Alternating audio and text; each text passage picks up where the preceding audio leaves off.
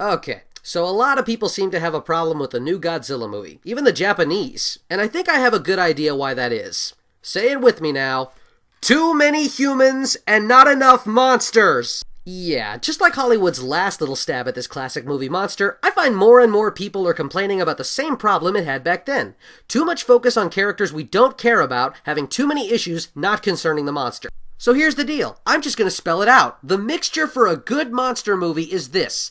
Make the movie about the monster! Why is it so common these days that movie makers obsess over the problems of human characters that we aren't really interested in seeing? Think about it. Did anybody really care about Nick's failed relationship with Audrey in the 1998 Godzilla flick? Was anybody concerned with Sam's relationship with Michaela in Transformers? Like, at all? And for the love of God, am I the only one who wanted the obnoxious camera guy in Cloverfield to get eaten? I don't care who his friends are, just get to the damn monster already!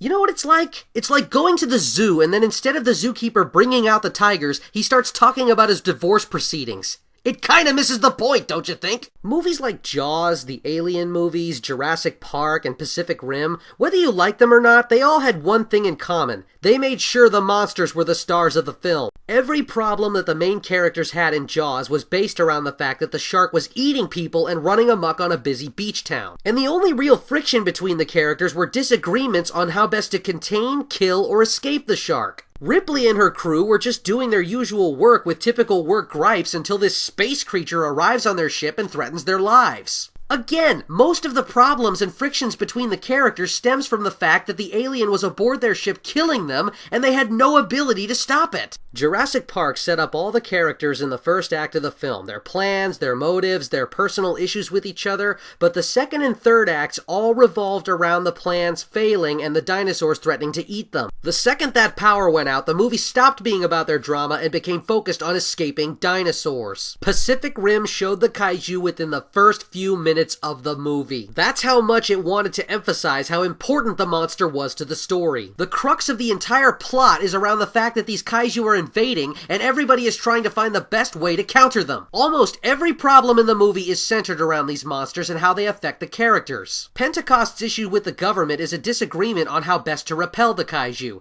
Newton's issues with Herman all stem from a disagreement on how the kaiju function. Raleigh has friction with everyone at first because he feels he failed to protect both the world and his brother from the kaiju. And Mako? Oh, where do I start? Her entire story revolves around these things. I mean, it wasn't bad enough that she had to watch a kaiju decimate her hometown as a child, but for extra points, the thing came after her when it was done! And she spent the rest of her life getting strong enough to be able to fight them back. And last but not least, most of the movie is graphic ass-kicking battles between giant robots and the kaiju! Whether you loved it or hated it, Pacific Rim knew how to make a monster movie. You show the characters struggle with the monsters, not with each other. That's not what we paid to see. Look, I'm not saying to drop character development for the sake of action scenes. I'm not saying you can't have drama that doesn't center around the monsters. And I'm certainly not saying to just have your characters running in fear, or to just have non-stop wanton destruction with no time to breathe. I think we've all had enough of Michael Bay, don't you? What I am saying is that if you're presenting a monster movie, to make sure and remember that the monsters are the star of the movie. They cause all the problems, they force the characters to work together, they create disasters,